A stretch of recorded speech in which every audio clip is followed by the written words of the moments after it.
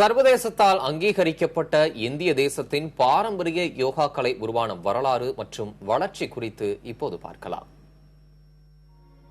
கண்களை மூடியும் கைகளை மடித்தும் உடல் உறுப்புகளை வெவ்வேறு நிலைகளில் வில் போல் வளைத்தும் மேற்கொள்ளப்படும் யோகா எனும் உடற்பயிற்சி இந்தியாவுக்கு மிக பழமையானதுதான் என்றாலும் தற்போது அதன் மீதான கவனம் அதிகரித்திருக்கிறது. யோகா எனும் இந்த பயிற்சி முறை எப்போது உருவானது, யாரால் உருவாக்கப்பட்டது என்ற கேள்விகளுக்கு துல்லியமான விடைகள் இதுவரை கிடைக்கவில்லை. எனினும் இந்திய மரபின் மிக பழமையான பயிற்சி முறை என்பதை மட்டும் தொல்பொருளியல் வல்லுநர்கள் வரலாற்று ஆய்வுகளின் அடிப்படையில் அழுத்தமாக கூறுகின்றனர்.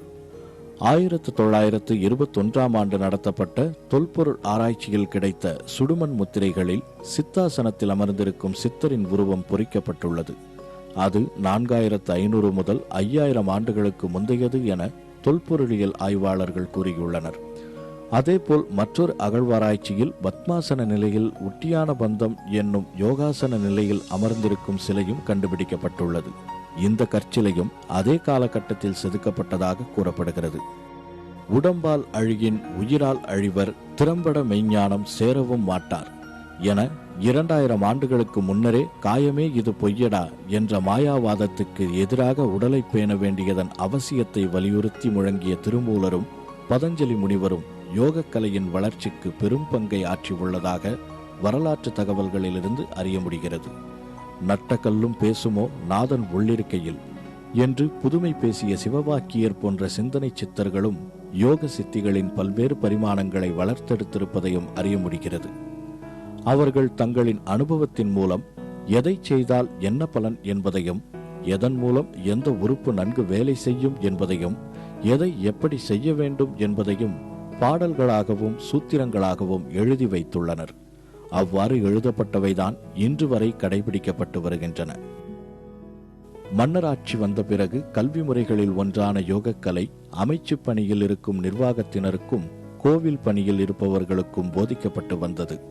ஒரு சில மன்னர்களின் ஆலோசனைப்படி நாட்டு மக்கள் அனைவருக்கும் யோகா கற்பிக்கப்பட்டுள்ளது.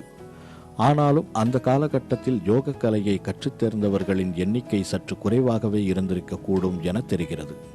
படிப்படியாக 1920க்கு பிறகே யோகா அனைவருக்குமான கலையாக மாறியது. இதற்கு பிறகும் இது குறிப்பிட்ட மதத்தை சார்ந்த கலை எனவும், இதை பழகினால் குடும்ப வாழ்க்கையை துறந்து துறவு வாழ்க்கைக்கு சென்று விடுவார்கள் என்ற அச்சமும் அனைவரிடமும் பரவலாக தொற்றியிருந்தது. இந்த நிலையில் உலக நாடுகளிடையே சமாதானத்தை பேணிக்காக்க பாடுபட்டு வரும் ஐநா சபையில் இந்திய பிரதமர் நரேந்திர மோடி ஆற்றிய உரையில் யோகாவின் முக்கியத்துவத்தை விளக்கினார். அப்போது யோகாவை உலக நாடுகள் கொண்டாட வேண்டும் என கோரிக்கையும் விடுத்தார். இதை ஏற்று ஜூன் 21ஆம் தேதியை சர்வதேச யோகா தினமாக அறிவித்தது ஐநா சபை. அதைத் தொடர்ந்து முதலாவது சர்வதேச யோகா தினம் 150க்கும் அதிகமான நாடுகளில் கடந்த ஆண்டு கொண்டாடப்பட்டது. இரண்டாவது சர்வதேச யோகா தினம் இன்று கொண்டாடப்படுகிறது. யோகாவுக்கு கிடைத்துள்ள அங்கீகாரம் உலக மக்களிடையே இணைப்பை ஏற்படுத்தி ஆரோக்கிய வாழ்வையும் உலக சமாதானத்தையும் உருவாக்கும் என கருதப்படுகிறது. புதிய தலைமுறைக்காக விக்ரம் ரவிசங்கர்.